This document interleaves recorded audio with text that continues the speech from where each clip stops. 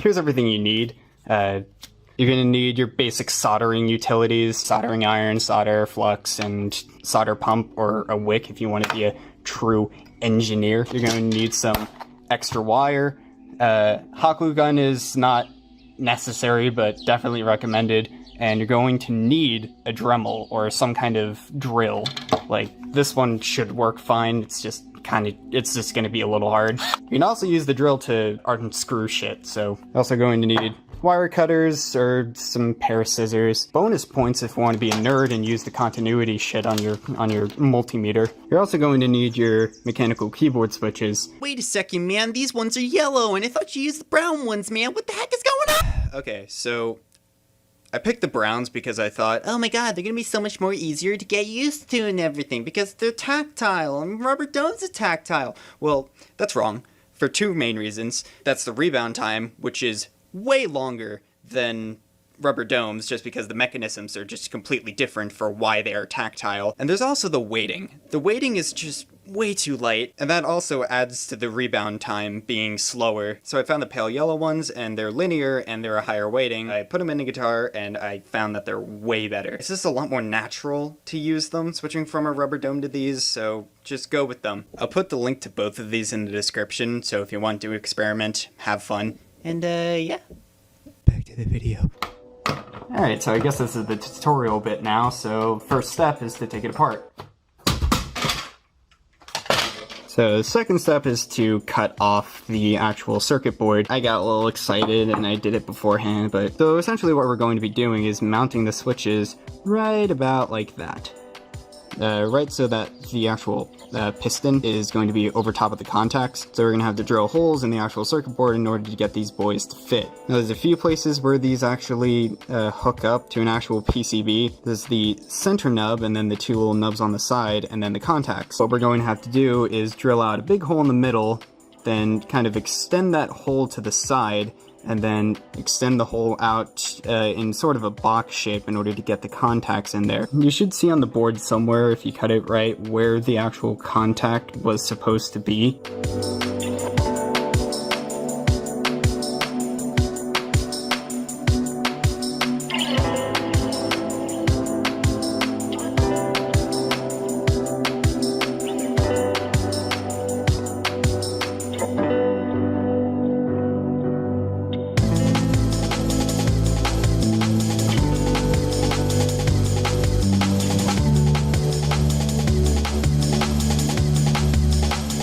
That was kind of a fail. I was supposed to do line up and down and then, you know, do just a box over here just to get the contacts, but I screwed up a little bit. It does not have to be perfect, like, at all.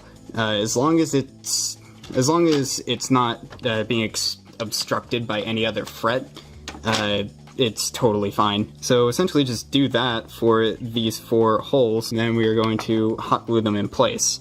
Fucked up twice. This is what it's supposed to look like. It'll do the job. I cut these so badly, but it's whatever. As long as all the holes can actually fit through, then there's really no problem. Hell, if you even have trouble with actually cutting the holes, you can actually break off these little nibs just to make the hole that you have to make quite a bit smaller. I should have done that, but it's whatever. Okay, so now you're going to grab your keyboard switches and you're going to super glue them in. You should see on the board somewhere, if you cut it right, where the actual contact was supposed to be. For this one, I totally fucked up, but I can kind of see where the middle is. So yeah, get to gluing. Okay, so now that you have everything mounted, it's time for wiring. And the wiring is the annoying part, or at least for me, because it's really hard to explain without sounding like you're about to break some really bad news. Depending on the system that the guitar was built for, the wiring is going to be different. For Wii guitars, it's going to be pretty easy, but for things like Xbox guitars, I'll put a link in the description to a picture of the wiring diagram. So I'm not sure if you can see that, but each of these wires are actually numbered from 1 to 6. 1 is green, 2 is red, and then yellow, blue, and orange, and then 6 is the ground wire. So essentially what we're doing is we're going to take a long wire and we're going to connect all of these pins that are all in a straight line to the ground. We're going to take the pin that's left over and connect them to their own wire. Alright, got all that garbage done. So there's all the wires. I had to use a black wire for orange because there's no orange wire here, so I just used a black wire. Basically what we just did is just simulated what's on the actual circuit board. All the pins on this side all connected to ground down here, and each of these get their own respective pins. So this one is going to this pin, and this pin just so happens to be pin 1. So it's basically what we're doing. Now all we have to do is just wire it up to this thing. Because of how I set it up, it should not be that difficult.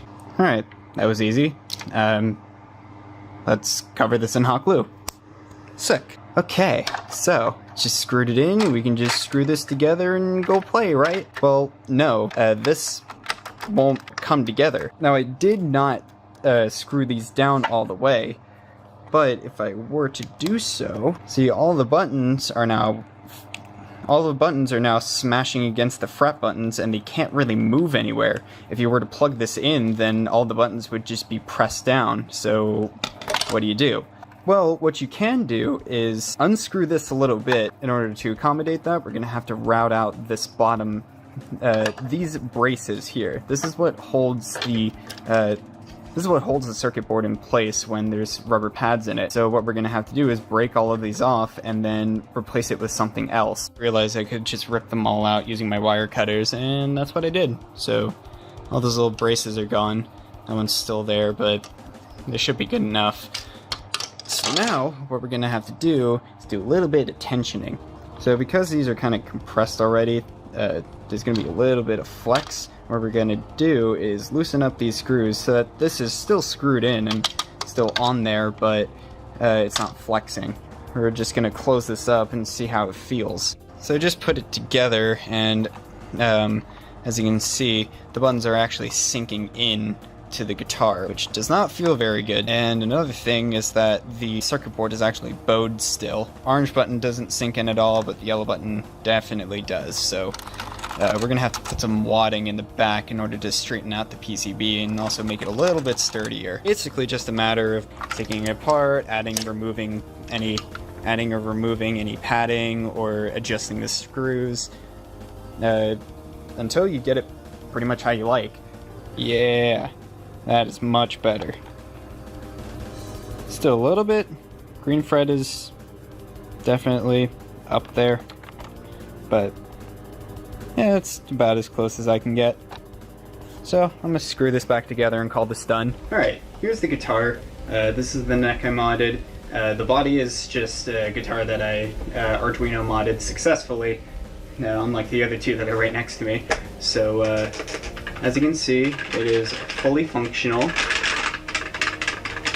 There's a problem with the green fret, and that it likes to press itself, especially if I push my thumb against it. Yeah, you can kind of see it.